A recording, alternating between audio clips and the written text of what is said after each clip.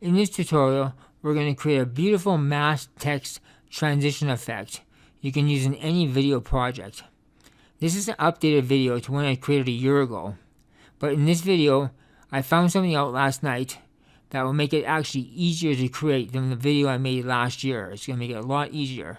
You'll find out actually partway through the video what I did to make it easier to create. So let's grab some media and let's get the ball rolling here. So we're dragging my media to the timeline, insert video track, go to media generators,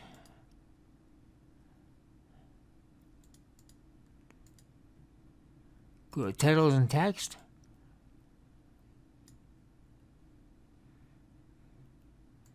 I'm going to call this China, because that's where the video was filmed, in China.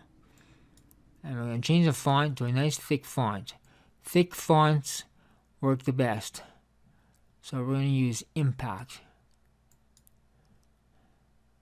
Now I want to make the font bigger. Don't use the numbers. Use scale, because the scale, well, if you use numbers, you're going to get jagged edges on the fonts. With scale, they won't get that with scale. So scale this up a bit, make it bigger. Right there. Right there's good. Close out of this. Let's go to compositing mode. Select multiply mask.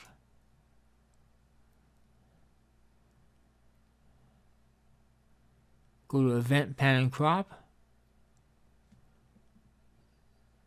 Let's set a keyframe right here. That's where it's going to, the first part will be static. It won't move. It's just going to stay there. So let's add a keyframe. And end it right here. And then we're going to zoom all the way in. Once you zoom all the way in, it will create a keyframe for us. So zoom all the way into the I, or whatever letter you're using. Create a keyframe right there for us. Let's play this back.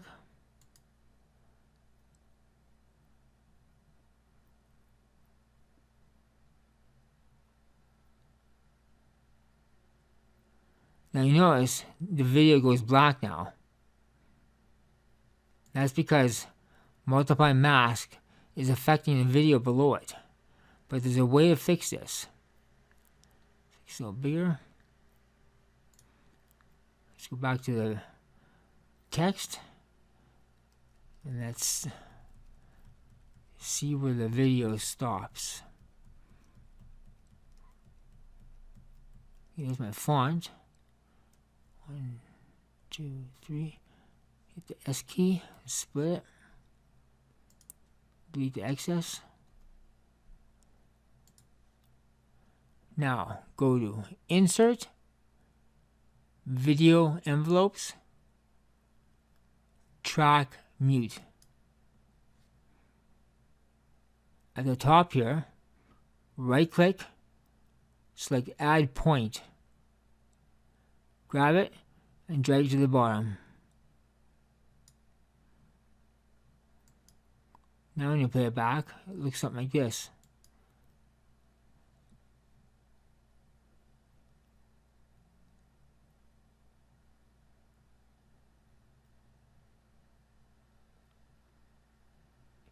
Perfect, it works perfect.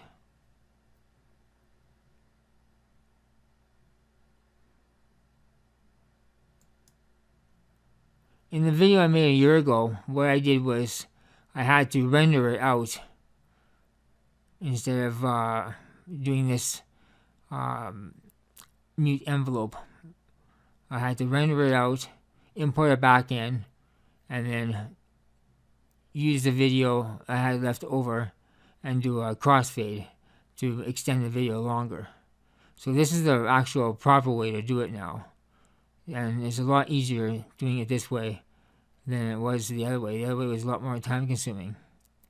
So if you found this video helpful, please give it a thumbs up, subscribe, and thanks for watching.